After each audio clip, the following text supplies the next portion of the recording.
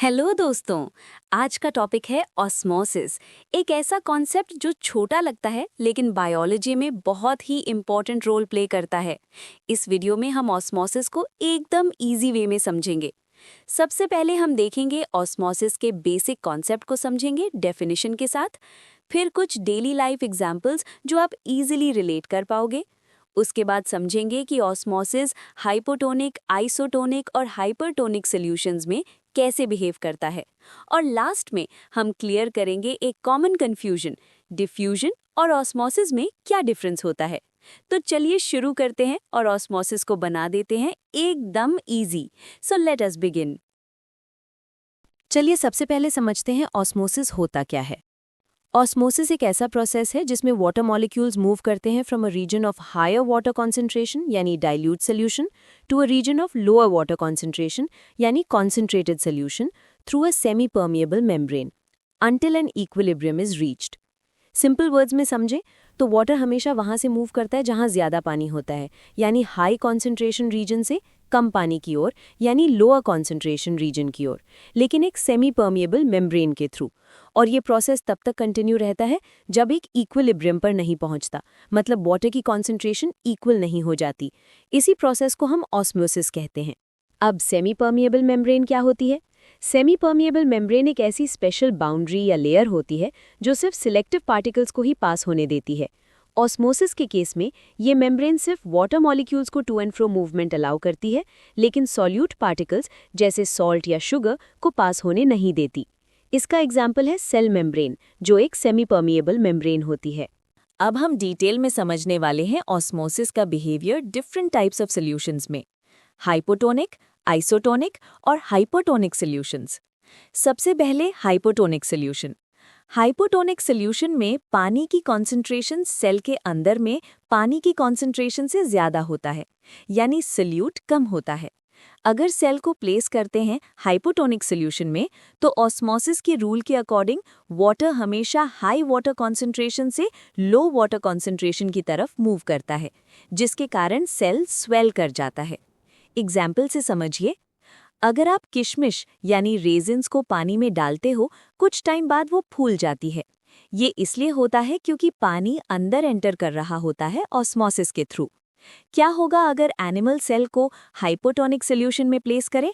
Water osmosis के through cell में enter करेगा और सेल स्वेल करेगा और फाइनली बर्स्ट हो जाएगा। In hypotonic solutions, there is a net water movement from the solution into the body. A cell placed in a hypotonic solution swells and expands until it eventually bursts, a process known as cytolysis. लेकिन plant cell को अगर hypotonic solution में place करें तो क्या वो भी cytolysis के प्रोसेस में जाएगा? इसका जवाब है नहीं। Reason behind it is plant cell में एक सेल वॉल होती है, इसलिए वो बर्स्ट नहीं होती बल्कि टर्जिड यानी टाइट और फर्म हो जाती हैं, जो एक्चुअली उनके लिए हेल्दी कंडीशन होती है। नेक्स्ट है आइसोटोनिक सॉल्यूशन। आइसोटोनिक सॉल्यूशन में सेल के अंदर और बाहर सॉल्यूट कॉन्सेंट्रेशन सेम होता है, या दूसरे वर्ड्स में बोल सकते हैं कि वाटर का कॉन्सेंट्रेशन सेल के अंदर और बाहर सेम होगा। वाटर सेल के अंदर भी जाता है और बाहर भी आता है, लेकिन सेम रेट से। नेट रिजल्ट ये होगा कि सेल का साइज और शेप में कोई चेंज नहीं होता। हाइपोटोनिक सॉल्यूशन वो होता है जहां बाहर का सॉल्यूशन ज़्यादा कॉन्सेंट्रेटेड होता है, यानी बाहर सॉल्यूट ज़्यादा और पानी कम होता है as compared to the cell के अंदर। अब ऑस्मोसिस के रूल के अकॉर्डिंग वाटर हमेशा हाई वाटर कॉन्सेंट्रेशन से लो वाटर कॉन्सेंट्रेशन की तरफ मूव करता है, जिसकी वजह से द सेल श्रिंक होता है यानी डिहाइड्रेटेड हो जाता है। क्या होगा अगर एनिमल सेल को हाइपरटोनिक सॉल्यूशन में डालें?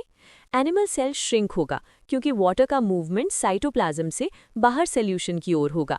ऐसे ही अगर प्लांट सेल को प्लेस करते हैं हाइपरटोनिक सॉल्यूशन में तो सेल मेम्ब्रेन श्रिंक होती है और सेल मेम्ब्रेन पुल होती है away from the cell wall. This process is known as plasmolysis. चलिए अब देखते हैं कुछ real life examples of osmosis in different veg.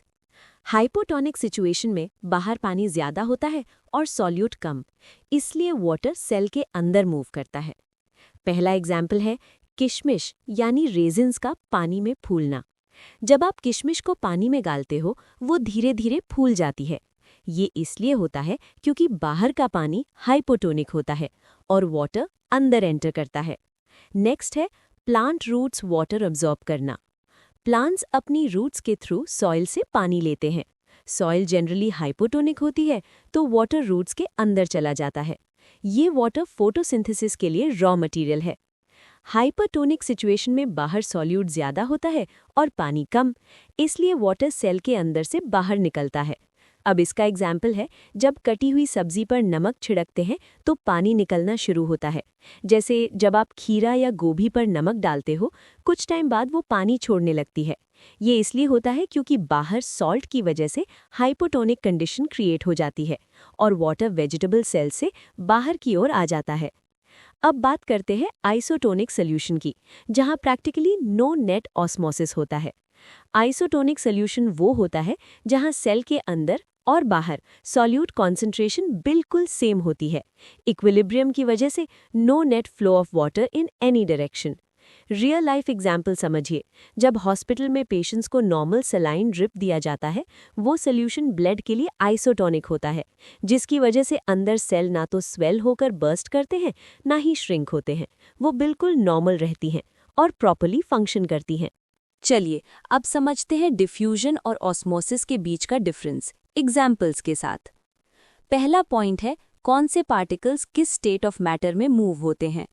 तो डिफ्यूजन में किसी भी स्टेट का पार्टिकल्स का मूवमेंट हो सकता है, चाहे वो गैस, लिक्विड, सॉलिड या सॉल्यूट हो, जबकि ऑस्मोसिस सिर्फ वाटर मॉलिक्यूल्स मूव ही करते हैं। इसका एग्जाम्पल है डिफ्यूजन, परफ्यूम की स्मेल रूम में स्प्रेड होना, ऑस्मोसिस, किशमिश का पानी में फूलना। दूसरा पॉइंट है मेम्ब्रेन की ज़रूरत। डिफ्यूजन में मेम्ब्रेन ज़रूरी नहीं होती, जबकि ऑस्मोसिस में सेमी परमिएबल मेम्ब्रेन का होना इसेंशियल होती है। नेक्स्ट पॉइंट है डायरेक्शन ऑफ मूवमेंट। डिफ्यूजन में पार्टिकल्स का मूवमेंट हाई कॉन्सेंट्रेशन से लो कॉन्सेंट्रेशन की ओर होता है, जबकि ऑस्मोसिस में हाई वाटर कॉन्सेंट्रेशन से low water concentration water move करता है। इसका एग्जाम्पल है ब्रीदिंग में ऑक्सीजन का लंग से डिफ्यूज होकर ब्लड में जाना, और रूट्स का सॉइल से पानी अब्जॉर्ब होना ऑस्मोसिस से। सॉइल जो हाइपोटोनिक होता है, यानी वाटर की कॉन्सेंट्रेशन रूट के अंदर की कॉन्सेंट्रेशन से ज़्यादा होती है, वाटर सॉइल से रूट्स में बाय ऑस्मोसिस एंटर कर जाता है।